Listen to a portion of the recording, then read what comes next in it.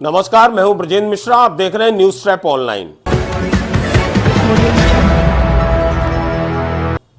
आधारताल तहसील में घपले घोटाले से लेकर इस तरह की अनियमितताएं हैं, इस तरह की आपाधापी मची है कि अब वहां कोई भी काम कराना बड़ा कठिन हो गया है। स्थिति यह है कि अब भगवान को सिफारिश करनी पड़ रही है। जी हां, बागेश्वर सरकार ने एक नामांतरण कराया है। बहुत दिलचस्प आपको हम ये एपिसोड दिखाने वाले हैं।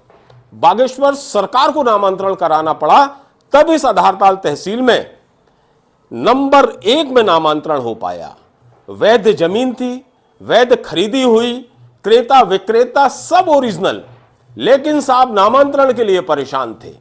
और लटका कौन रहा था? अतिरिक्त तहसीलदार उस समय के राजेश कौशिक, सिर्फ इसलिए कि कुछ उनका काम बन जाए।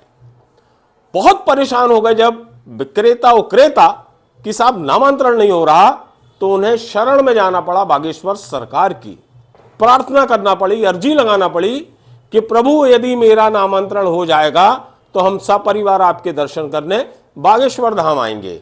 और फिर देखिए ऐसा चमत्कार हुआ कि नामांतरण हो गया। और वास्तव में नामांतरण होना ही था, क्योंकि प्रॉपर्टी 1 नंबर की थी, खरीद विक्रय सब 1 नंबर का था। लेकिन इसमें जो सबसे दिलचस्प मोड़ है वो ये है कि जो अतिरिक्त तहसीलदार उस समय के थे राजेश कौशिक, उन्होंने अजूबा कर दिया। ऐसा अजूबा कर दिया जिसे देखकर आप कहेंगे कि ऐसा तो नशे में व्यक्ति नहीं करता। खूब नशे में भी हो तो ऐसी गलती उस व्यक्ति से नहीं हो सकती जो गलती अतिरिक्त तहसीलदार न्यायालय में हुई। गलती क्या हुई? देखिए, नामांतरण के लिए जो आवेदन दिया, जो भूखंड स्वामी था वो था प्रहलाद पटेल की पत्नी प्रीति पटेल। ये आवेदन देती हैं किस तारीख को? ये आवेदन देती हैं 26/9/2024 को।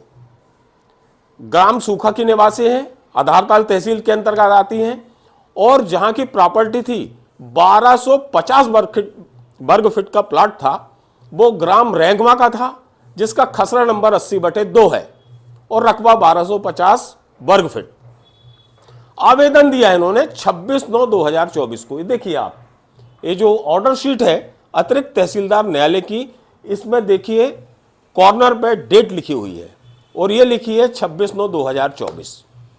और देखिए आप, जहां अतिरिक्त तहसीलदार के साइन है वहां डेट कुछ और लिखी है, वो लिखी है 10/10/2024। ये गौर करिए आप। चलिए, आवेदन आ गया साहब 26/9/2024 को। अब देखिए अतिरिक्त तहसीलदार राजेश कौशिक, तत्कालीन अतिरिक्त तहसीलदार राजेश कौशिक, जो नामांतरण का आदेश करते हैं, ऑर्डर करते हैं, वो करते हैं 20 दिन पहले का, 6/9/2024 का। मतलब आवेदन दिया जा रहा है 26 तारीख को और नामांतरण का आदेश हो रहा 20 दिन पहले, 6 तारीख को। मतलब पहले ऑर्डर हो गया और उसके 20 दिन बाद आवेदन दिया गया। ये ऑर्डर शीट हम आपको दिखा रहे हैं, कितनी बड़ी भर्राशाही है। आंख बंद करके कुछ भी हो रहा था इस तहसील में। 20 दिन पहले की डेट में ऑर्डर हो रहा और 20 दिन बाद आवेदन प्राप्ति दर्शाई जा रही है ऑर्डर शीट में। लो साहब, ऑर्डर हो गया। और इस ऑर्डर की एक और बहुत बड़ी खामी बता रहे हैं हम आपको कि इसमें ऑर्डर में देखिए आप, केस नंबर कहीं नहीं लिखा, कहीं भी केस नंबर नहीं लिखा है। और अतिरिक्त तहसीलदार के साइन जरूर है, लेकिन सील नहीं लगी है, सिर्फ साइन है। कितना बड़ा ये किस तरह की चूक है, किस तरह की ये अंधेरगर्दी है। और तो और इसी ऑर्डर शीट में हाथ से लिखी हुई इबारत दर्ज है जिसमें 5,000 रुपए की पेनाल्टी लगाई गई है। और उसमें लिखा गया है कि चूंकि रजिस्ट्री 6 माह पुरानी है, इसलिए 5,000 रुपए का अर्थ दंड अधिरोपित किया जाता है। बाकी पूरा मैटर जो ऑर्डर है वो कंप्यूटर में टाइप्ड है, लेकिन ये जो जुर्माने वाला जो इबारत है वो हाथ से लिखी गई है। जैसे ही ये ऑर्डर पक्षकार के पास आया, अब आप देखिए इसी तहसील से, इसी अतिरिक्त तहसीलदार न्यायालय से ये ऑर्डर कंप्यूटर के जरिए ऑनलाइन व्हाट्सएप कर दिया जाता है। किसको? पक्षकार को। पक्षकार जब अपने वकील को वो ऑर्डर दिखाता है कि अतिरिक्त तहसीलदार न्यायालय से ऑर्डर आया है, तो वकील साहब 1 सेकंड में समझ जाते हैं कि अरे ये किस तरह का ऑर्डर है, इसमें तो केस नंबर भी नहीं है। और सबसे बड़ी चूक ये है कि आवेदन देने के 20 दिन पहले ऑर्डर हो रहा है। मतलब पहले ऑर्डर हो रहा है, उसके बाद आवेदन की डेट दिखाई जा रही है। यह देख के वकील उसको, अपने पक्षकार को समझाता है कि ये तो गलत ऑर्डर है। और इस ऑर्डर को लेके वो वकील साहब सीधे पहुंचते हैं राजेश कौशिक जी के पास कि साहब ये क्या आंख बंद करके आप ऑर्डर कर रहे हो?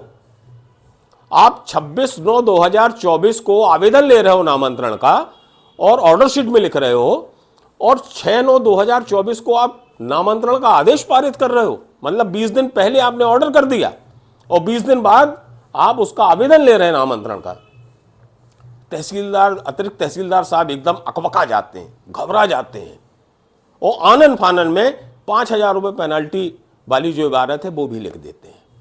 और जब इनको ये कमियां वकील साहब बताते हैं कि ये बहुत बड़ी ब्लंडर मिस्टेक की है आपने, तो ये आनन फानन में तत्काल उसी ऑर्डर को चेंज करते हैं। इबारत वही रहती है, डेट भर बदल देते हैं। देखिए आप, 12/12/2024 की तारीख उसमें डाल दी जाती है और नामांतरण का ऑर्डर कर दिया जाता है, और इसमें बकायदा केस नंबर फिर डाला जाता है। अन्यथा पहले वाले ऑर्डर में केस नंबर नहीं था और सब कुछ का कुछ इन्होंने कर दिया था। पक्षकार का यह कहना है, जो प्रहलाद पटेल है वो प्रीति पटेल, जो क्रेता हैं, इनका यह कहना है कि करीब 2 से 2.5 महीने बहुत परेशान हुए हैं, बहुत चक्कर लगाए हैं, और बीच में तो केस की फाइल ही गायब कर दी गई थी। यह कहा जा रहा था कि आपकी फाइल गायब हो गई। वो तो धन्यवाद उस अधिवक्ता का जिसने इस पक्षकार का साथ दिया और वो फाइल मांगने के लिए कौशिक जी के पास पहुंच गया। तो आनन फानन में फिर कौशिक जी को वो फाइल ढूंढना पड़ी और शाम तक वो फाइल मिल गई। बहरहाल हम आपको सुनवा रहे हैं कि जो पक्षकार हैं प्रीति पटेल और प्रहलाद पटेल, ये किस तरह से परेशान हो गए थे और किस तरह से इन्हें बागेश्वर सरकार की शरण में जाना पड़ा अपनी जमीन के नामांतरण के लिए। सुनिए। तहसीली आधारताल हाट बाजार में आवेदन दिया था, जिसमें हमें 4 महीने परेशान किया गया, बार बार बुलाया गया, आज नहीं, कल नहीं, परसों हो जाएगा, इस तारीख को हो जाएगा, इस तरीके से भटकाया गया। फिर हम बागेश्वर धाम सरकार से हमने प्रार्थना की कि हे बागेश्वर धाम सरकार, यदि हमारा नामांतरण हो जाएगा तो हम आपके दरबार में आपके दर्शन के लिए फैमिली सहित आएंगे। और जब हमने बागेश्वर धाम सरकार से अर्जी लगाई और फिर एक दिन हम तहसीली गए, उसी दिन हमें एक वकील साहब मिले, प्रमोद दुबे जी, जिनसे हमने अपने केस के बारे में बताया। उनने उसी दिन उस केस पे कार्रवाई की और उसी दिन से वह केस सॉल्व होना चालू हो गया और 1 हफ्ते के अंदर वो नामांतरण हमारा हो गया। तो इंसान से प्रार्थना करने के बाद भी जब हमारा केस सॉल्व नहीं हुआ तो हमने बागेश्वर धाम सरकार से प्रार्थना की और उनकी कृपा से हमारा नामांतरण आज हो गया। तो ये भर्राशाही है इस आधारताल तहसील और अतिरिक्त तहसीलदार न्यायालय की। ये कोई पहला केस नहीं है, हम तो लगातार विस्फोटक खुलासा कर रहे हैं इस तहसील का। ऐसा लग रहा है कि यहां कोई भी जिम्मेवार अधिकारी नहीं है और कुछ का कुछ काम यहां पर किया जा रहा है, जिससे पक्षकार, आम जनता बहुत परेशान है।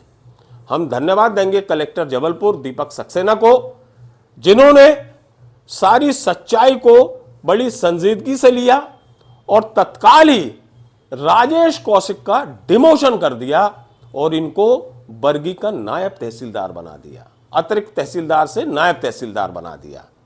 क्योंकि इस तरह के अधिकारियों की वजह से इसी तरह की परेशानी आम जनता को होती है, पक्षकार को होती है, और जिस पर कलेक्टर ने त्वरित एक्शन लिया, इसके लिए निश्चित तौर पर कलेक्टर जबलपुर धन्यवाद के पात्र हैं।